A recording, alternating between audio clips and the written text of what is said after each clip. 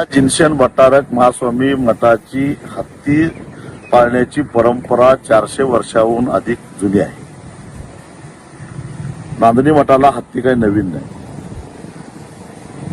वनतारा या अंबानीच्या खाजगी प्राणी संग्रहालयानं न्याय व्यवस्थेला बटीक करून प्रशासनावर दबाव आणून माधुरी या हत्तीला जबरदस्तीनं वनतारामध्ये नेलं.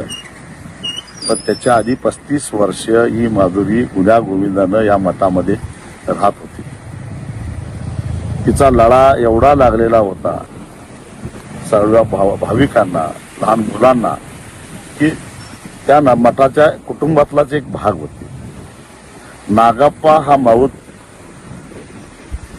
माधुरीचं अतिशय तन्मयतेनं, जिव्हाळ्यानं देखभाल करायचा.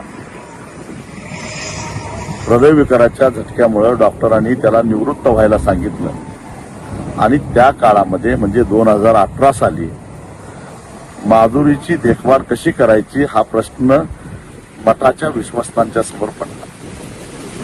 कारण दुसरा माऊत मिळत नव्हता आणि तज्ञ प्रशिक्षित माऊताशिवाय माधुरीची देखभाल केली तर तिच्या आरोग्याचा प्रश्न निर्माण होऊ शकतो.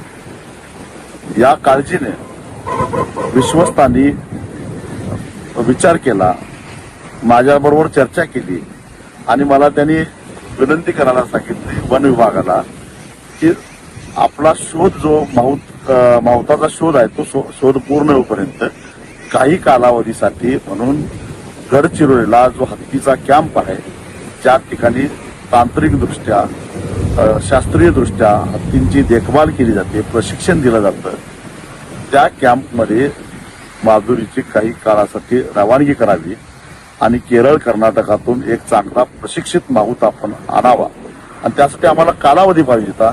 आणि म्हणून त्यावेळी मी खासदार होतो, वन खात्याला एक पत्र दिलं की काही काळापुरतं माधुरीला, त्या हत्तीनीला गडचिरोलीच्या कॅम्पमध्ये घेऊन जावं. खरं तर माधुरीची काळजी घेऊन त्यावेळी पेटावाले आले नाही, त्यावेळी वन खातं आलं नाही. वन खात्यानं हात वर केली, असमर्थता दाखवली आणि म्हणून मग युद्ध पातळीवर शोध घेऊन आजचा जो इस्माईल हा माऊत आहे त्याला शोधून आणला आणि मग त्याच्यानंतर पुन्हा माधुरीची अतिशय चांगल्या पद्धतीनं व्यवस्था मठामध्ये व्हायला लागली. दरम्यानच्या काळामध्ये आत्ताचे जे जिनशन भट्टारक आहे त्यांची 2019 साली त्यांची निवड झाली, ते मठाधिपती झाले. ते अतिशय लहान वयाचे होते आणि त्यामुळं माधुरीचा आणि त्यांचा अतिशय लळा लागला. दोघांचं घट्ट नातं निर्माण झालं. हत्ती हा अतिशय संवेदनशील प्राणी असतो आणि हुशार असतो. त्याला कुणी खायला घातलं तर त्याची सोंड ही अतिशय संवेदनशील असते. सोंडेनं पहिला तो तपासतो आणि मग तोंडाला घालतो.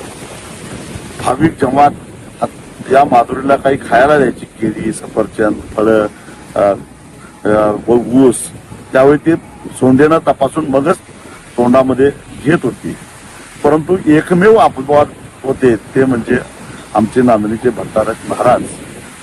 त्यांचा तिचा एवढा लळा होता की महाराज थेट तिच्या तोंडामध्ये पेरू, सफरचंद किंवा कुठलंही फळ घालवतं आणि ते सुद्धा मोठ्या विश्वासानं खात होते.